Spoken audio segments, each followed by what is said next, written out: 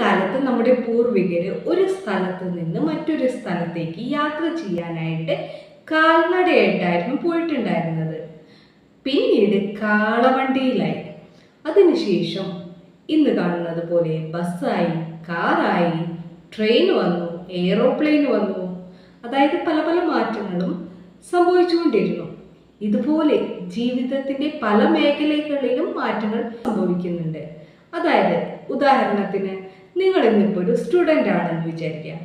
നാളെ നിങ്ങളൊരു എംപ്ലോയറോ ആയിരിക്കും.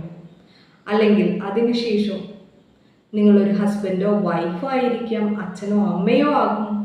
അതായത് പല പല മാറ്റങ്ങളും സംഭവിക്കും. ഇപ്പം നിങ്ങളൊരു സ്ഥാപനത്തിൽ വർക്ക് ചെയ്യാണ്.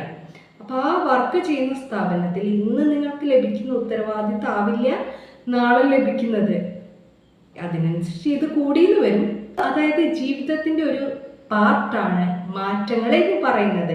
ഈ മാറ്റങ്ങളെ അംഗീകരിച്ച് നമുക്ക് മുമ്പോട്ട് പോകാൻ പറ്റിയാൽ മാത്രമേ ഉള്ളൂ നമുക്ക് ഇന്നത്തെ ലോകത്തിൻ്റെ കൂടെ ഓടിയെത്താൻ പറ്റൂ.